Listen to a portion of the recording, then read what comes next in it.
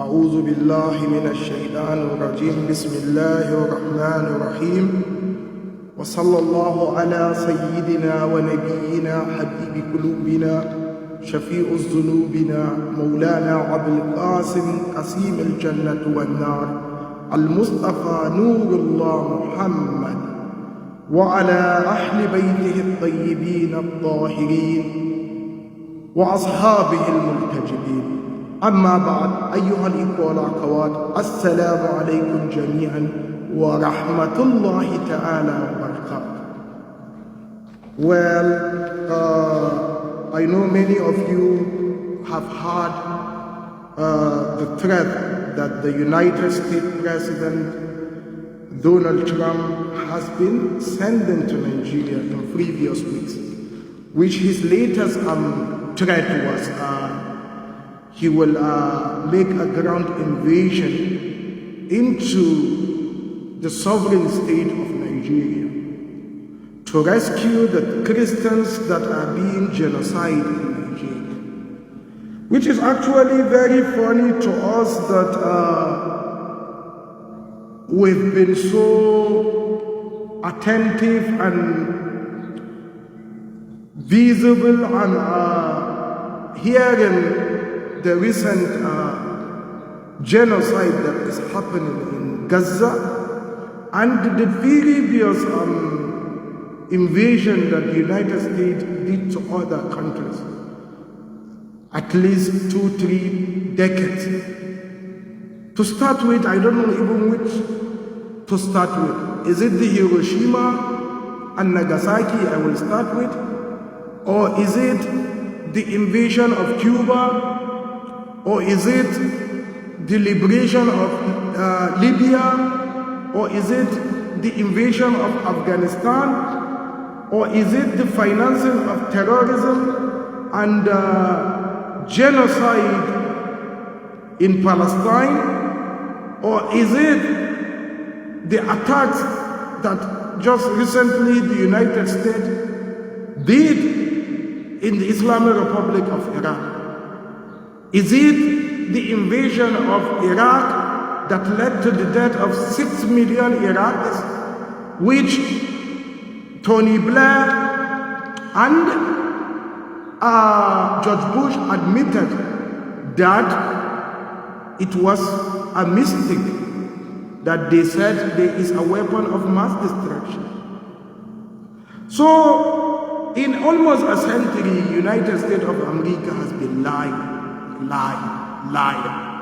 to the extent whereby they cannot hold anyone, only Nigerians. Suddenly, a lot of people in the world have been fed up with the US propaganda and lies. But sadly, the Nigerian public, the Nigerian masses are still in the chains of United States propagandas and lies. It's a very sad reality we are into. So this one, I will address it into three points.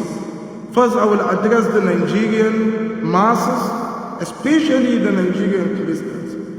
And secondly, I will address the United States government direct.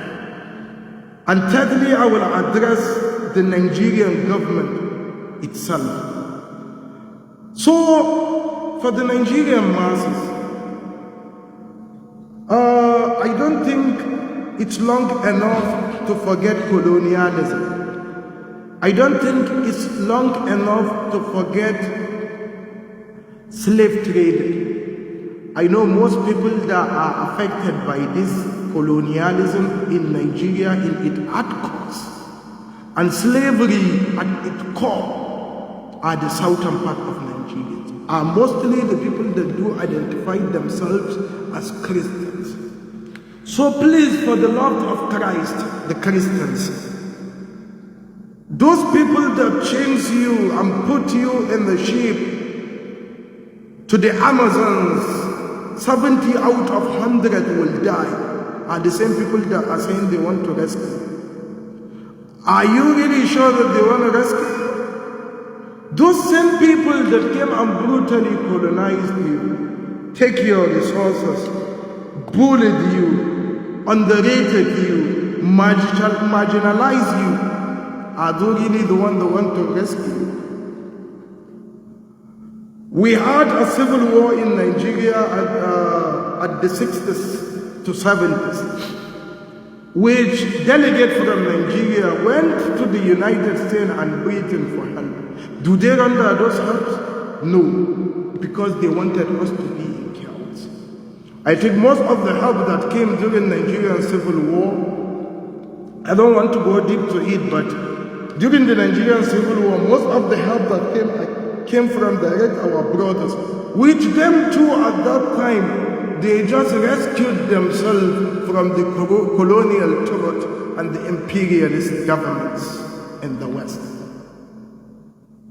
So are they really the one to rescue you?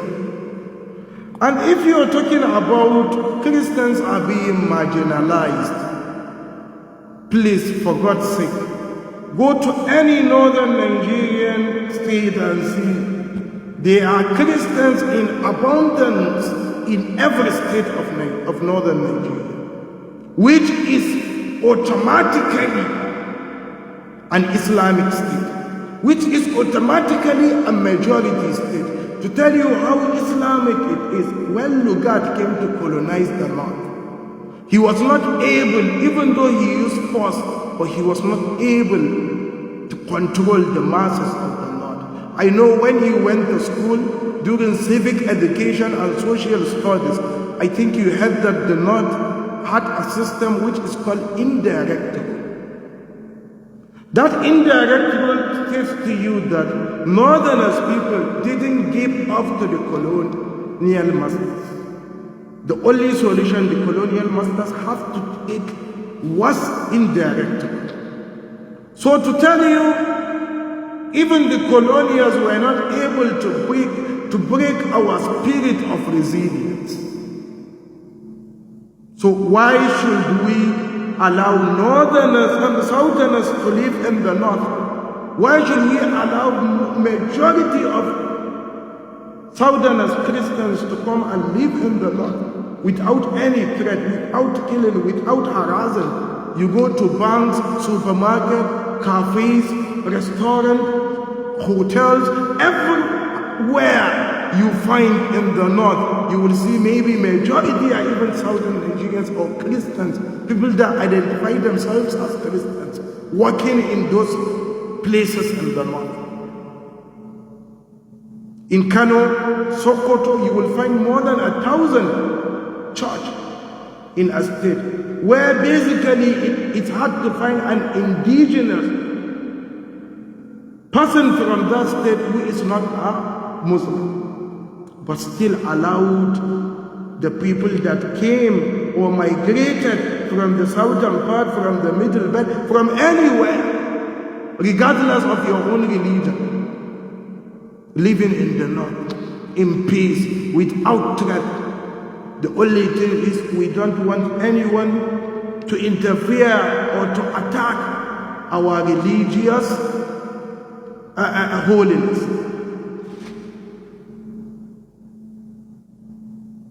But with this, you went on saying Nigerian are making genocide against the Christians. Where is the genocide, for God's sake? Ya Ilahi, where is the genocide? Where is it? In the same north that harbors terrorism, Christians, Muslims, we don't know, pagans. These people bombed markets, they bombed churches, they bombed mosques at the same time. And most people that are being affected by this terrorism, whether it is Hatman or it is Boko Haram or it's any type of terrorism, are the Muslims, are the Northerns. So where do you get those figures from? Where do you get those sentiments that they are making a genocide against the Christians? At least fear God.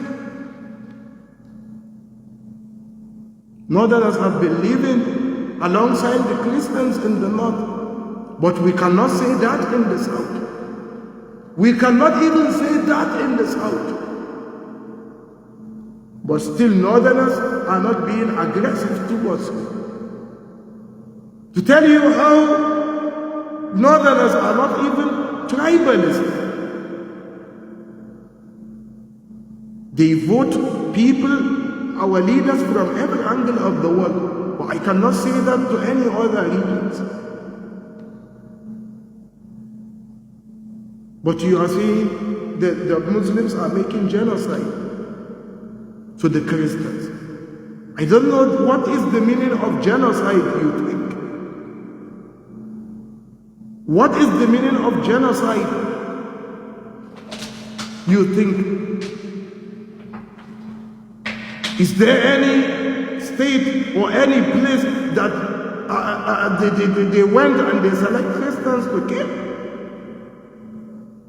The same people that are rendering this terrorism killed both Muslims and Christians at the same time. So how is it called a genocide? If you want to go and see what genocide is, go to Gaza.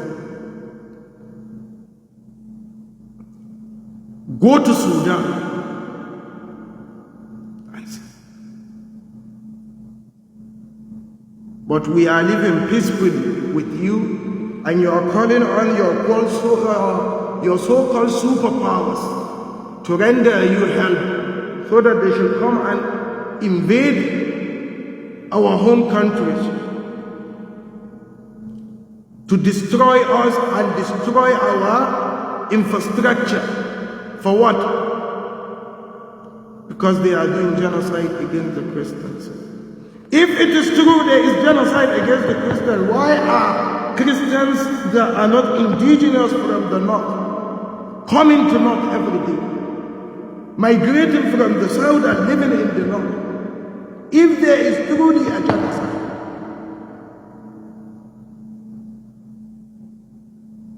and again I want to address the United States government. I don't know even where to start with, because United States has voted a man that completely has no honor, has no dignity, a person that is being convicted of multiple crimes, a person that is more less than a comedian,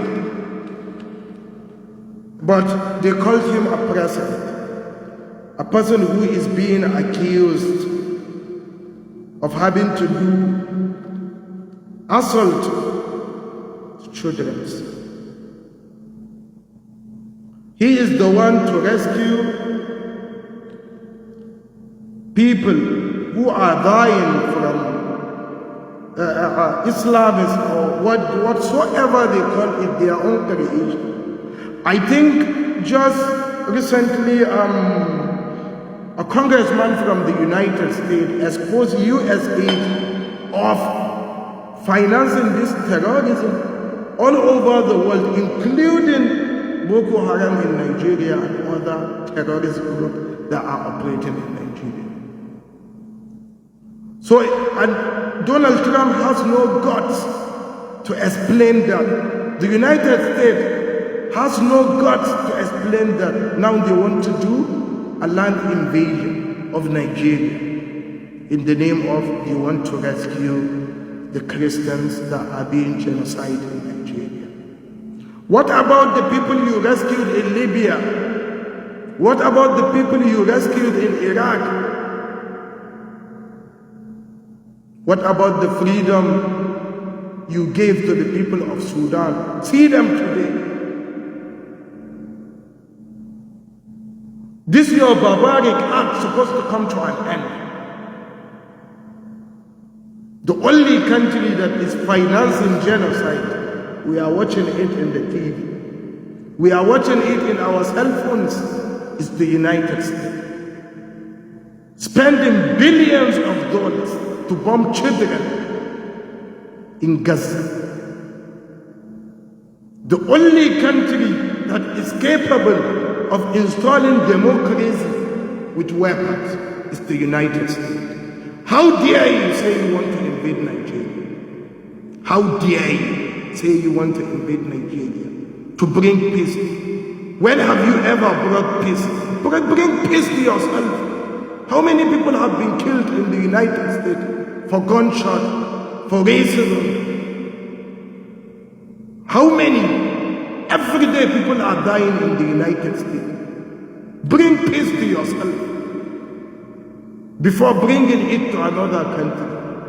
By the way, we have seen the type of peace you have brought to Libyans.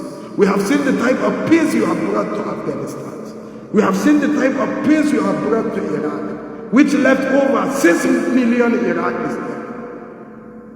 Right now in Venezuela, are Christians dying in Venezuela that you want to invade it? I'm asking you, the United States. I'm asking Mr. Donald Trump. Are Christians dying in Venezuela? So just give us a conclusion. What do you want to come and do in Nigeria? Invade it, kill people, steal natural resources, and leave chaos in the country? I believe both Muslims and Christians are dying in Nigeria. But to marginalize and say only Christians, or saying there is genocide to only Christians, this is completely unfair and dark and extremist. The way you don't care about the lives of Palestine and cared about the lives of Israelis, that is the same thing you are applying. You don't care about our lives, the Nigerian Muslims, claiming that there is a genocide to Nigerian Christians. Meanwhile, more Muslims are killed in Nigeria compared to the Christians. Each and every day. Right now that I'm telling you, Zamfara, Sokoto, Kebbi, Katsina, Kaduna, and even some places in Kano are being affected right now. Gunmen from nowhere with heavy weapons that are made from the United States. How do they get the weapon? We don't know. But you want to invade Nigeria. So we are not telling you, please don't. If you like, do. But what we are telling you is, northern Nigeria has civilization before Columbus found Americas. Northern Nigeria have resilience that even the colonials were not able to colonize us. Northern Nigeria will stand whether you like it or not. You have sent much traps.